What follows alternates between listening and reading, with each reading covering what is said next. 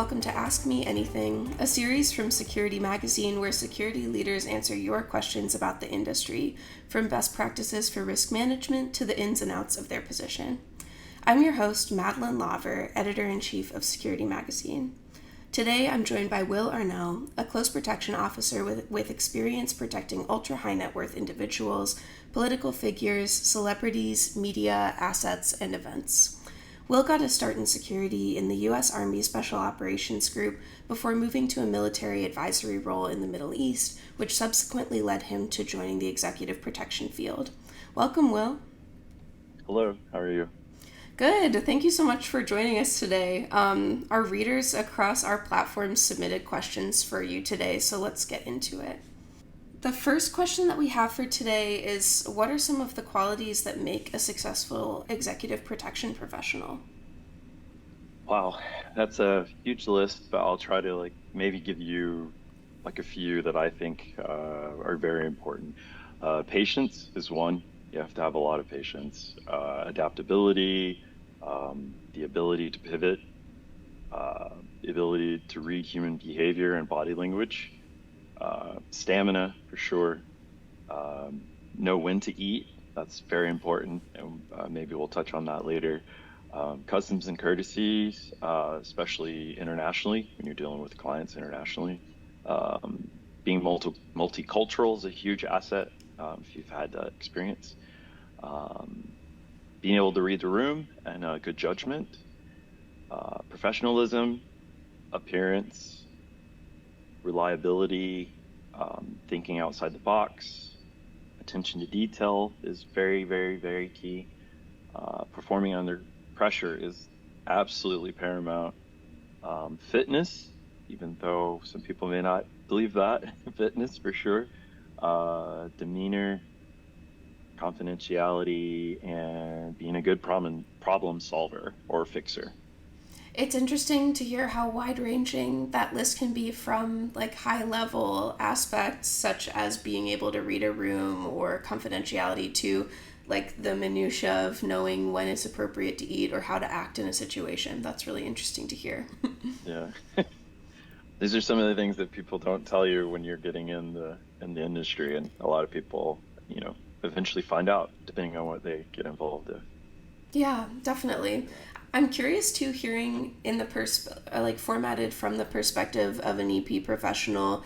Given our audience of enterprise security executives, I wondered what your advice would be to them who are looking to build an EP program themselves. Well, the important part is first to do in advance. That's very important throughout security, especially with travel security or major events, because the agents that come in may not be from that city, but they protect the certain asset or person, principal. So it's important for them to be able to get there early, to be able to liaison with the event security ahead of time, learn the building, where the exits are, where hard points are, um, see their perspective. Maybe they have a rule in their state where you're not allowed to be armed in this certain building. You definitely need to know that for sure. So yeah, advance is the key to that. Yeah, definitely. And doing that planning in advance, I'm sure, is very helpful when you're liaising with another team.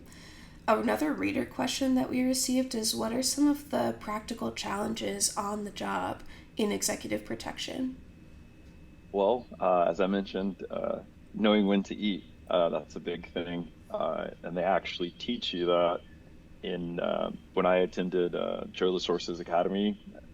They teach you, if the client tells you to eat, you better eat, because you don't know how long your day is going to be. You may be scheduled for 8 hours or even 12 hours, but I've had plenty of 18, even 19-hour days before. And if you miss those meals, unless you have some, you know, Nutrigrain bars or something like that, granola bars to keep you, yeah, it could be a long day, pretty rough. So I think that's like a huge thing. Knowing when to eat will definitely help you.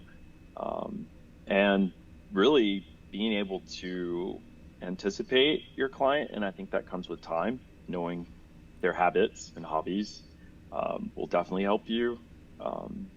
And definitely um, preparing, like being prepared ahead of time, whether it's putting waters that the client like inside their vehicle that you're going to drive them in for later, or knowing what temperature they want the vehicle in, knowing if they like music while they're driving, if they don't, if they like conversation, if they don't. Like all of these things are very crucial, and sometimes can be a challenge, especially if you've never been in that environment.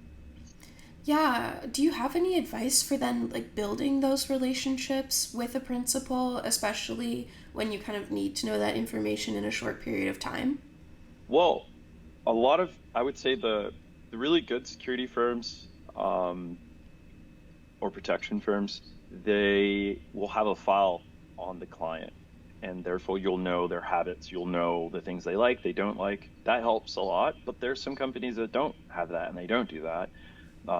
And so you have to rely on the veterans that are there to tell you, hey, I know today's your first day, or hey, I know today is the first day you're going to be driving. The principal, just to give you a heads up, he likes these kind of potato chips, and he likes this kind of water, and he likes this fruit juice, you know, he or she. And that way you can help them.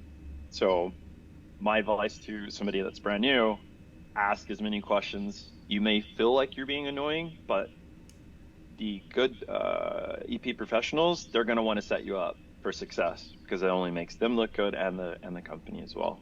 So It's interesting to hear so much of the customer service aspect of security when you have like such an important role in the safety of the individual as well.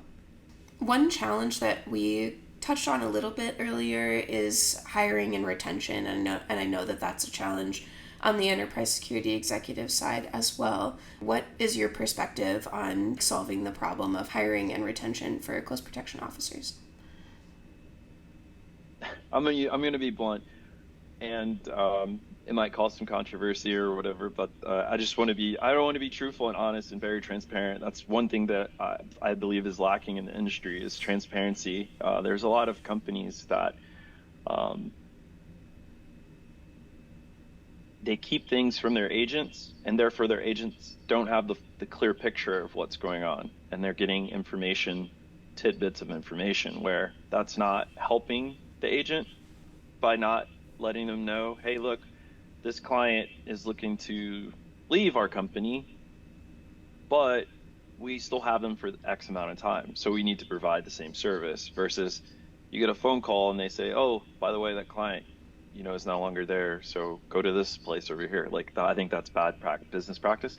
And also from a perspective of, I've seen myself, my own two eyes, companies that will charge a client, let's say, we'll just use fictitious number, charge them $150 an hour per agent, and then pay the agent $30, $35, $40.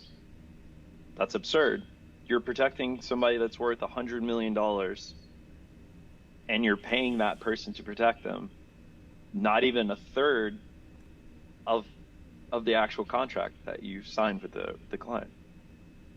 I just think that greed is very prevalent, and I think that is one of the things that needs to be fixed.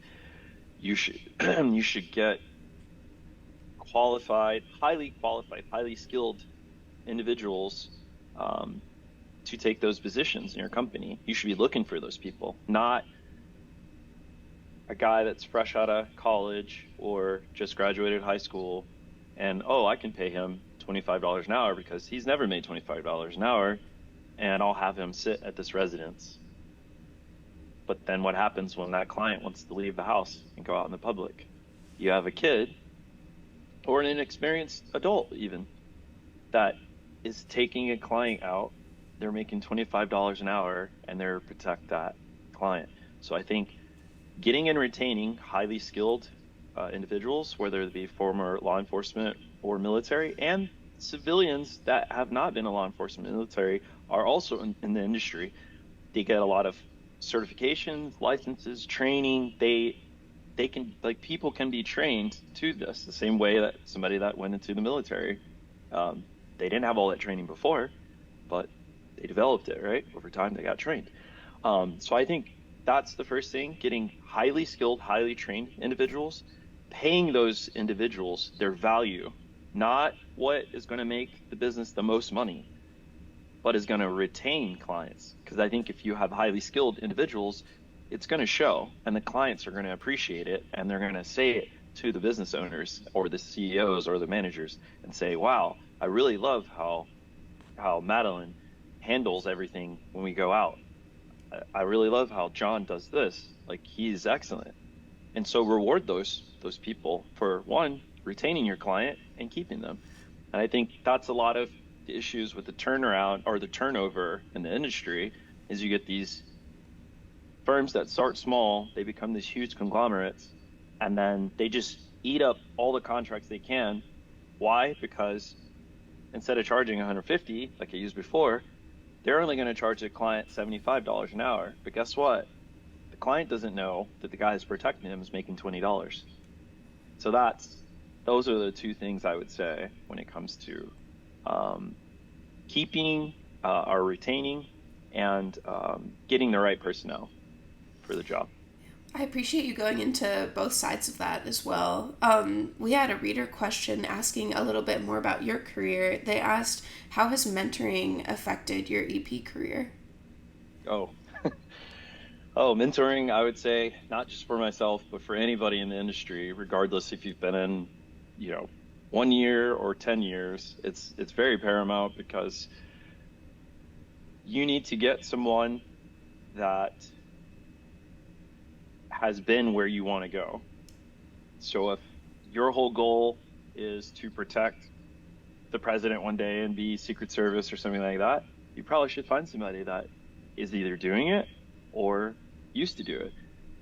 That way they can give you the ins and outs, what it's going to take to get there, where you're at. They can be realistic with you, and help you along the way. I was blessed. I was blessed with 3 mentors in the industry. One who has been constant from day one since I met him. His name is Jason Butts. He has a consulting firm in Florida. Amazing mentor, always checking on me, seeing how I'm doing, what's new, what have you learned, what have you done to better yourself. Oh, have you heard about this class? Oh, did you know that if you get this, it'll help you with that? Like, he's constantly helping me, constantly reminding me that I need to get better every day, something, learn something every day. And so he has been by far the best. Joe LaSorsa has been a tremendous help for my toolbox, because I didn't think that he was reachable, because he's, so big in the industry, name's huge, he's done tons of things. And I had a question about trying to figure out which security company to go with to get experience from. And I laid out the companies, that had approached me. He gave me his honest assessment, and that's what allowed me to pick, where I went. And so somebody of that caliber, or if you get or are able to attain that status in the career field, I think it's very important for you to be reachable, touchable. I think that's a big thing that has helped me as well. Obviously, I don't bother him for like little things, but like huge decisions, because he's done pretty much everything. I reach out to him. And then Gary Pastor, which is by far, if you go on my LinkedIn page, you'll see it at a post for him. He has by far been the best owner, CEO of a security company that I've worked for so far in the industry. Like, hands down, everything he says, he does. And that's huge. Like, it's tremendous in the industry, because there's a lot of people that say, oh yeah, I'll get you on this, or oh yeah, I can get you in that class, or they say it and then it never happens. So, but with Gary, if it comes out of his mouth, it will happen. That is like 100%. So I always reach out to him, get advice on things, and to ask about certain classes and courses. And he'll tell you, like, yeah, 100%. There's one over here, or hey, I know this guy over there. And if you have this weekend, it's free. I'll give him a call. So, yeah, I've been blessed, I would say. You've mentioned too, I mean, your own experience as a mentor. Could you talk about that a little bit as well? Oh, yes. I had somebody reach out to me on LinkedIn, and they had two gentlemen that were a little bit younger guys. One was currently in the military. The other one was actually overseas doing contracting. And so since I have done both, I felt comfortable, being able to give them advice about how to get into the industry and what they should look for. And he asked me a very, I don't know, it was a curious question. He said, so how much would you charge them? And I was like, what do you mean? And he said, how much would you charge them to like talk to them, mentor them? And I was like, nothing. And he's like, are you sure? I was like, yeah, why? So because everybody they've spoken to so far have, asked for $100 for an hour to talk to them, or $150 an hour. And I was like, really? So, I mean, the information is free, but I'm giving them the information with my experience.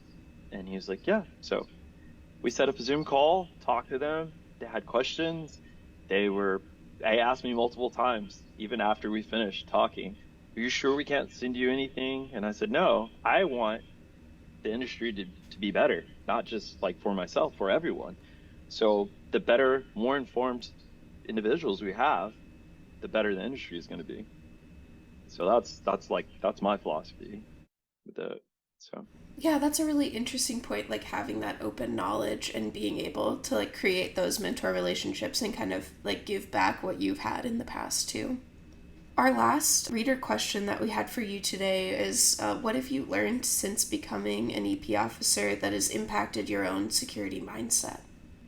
You can always learn something, regardless of how much time, how much training you've had, experiences. You can always learn something new. Something that I didn't even take into account, just because I've lived in Asia, I've lived in Europe, I've lived in the Middle East. Being around different cultures, understanding the differences, say from the United States. Some people may not take that into account when they meet somebody, let's say from the Middle East. They may not know certain customs and courtesies, and so they might do something that's considered rude and not even know it. Like, that's something I think should be taught as well. I took for granted that I've driven all over the world. So taking a client to a foreign country where they drive, the steering wheel's on the right side of the road and you're driving on the left side of the road, I just took it for granted that, yeah, I know how to do that. And so I asked a company I was working for, I asked the CEO, like, hey, do you know how many people's actually driven on the opposite side of the road? And he was like, I didn't even think about that. And I was like, yeah, it's probably pretty important, especially we had a client that wanted to go to a country where they drive on the opposite side of the road, and I was the only one that was qualified to do it. So that's just like, things that I guess I took for granted, or I just assumed everybody has, done a lot of these things, that I think people should look into when they're looking at security, and not just think about, I got a license, I got a gun, I know how to shoot. Like, there's way more in the industry that I believe people don't even know or take for granted. Yeah. Thank you so much for going into that, Will. I think it makes a lot of sense. That's all the time that we had for today, but thank you so much for joining us today. Thank you for having me. And thanks for listening to Ask Me Anything from Security Magazine. Remember to follow us on Facebook, LinkedIn, and Twitter for the chance to submit your questions for a future AMA episode. Listen to or watch more of the AMA series on LinkedIn Live, Apple Podcasts, Spotify, or directly from our site, securitymagazine.com. See you next time.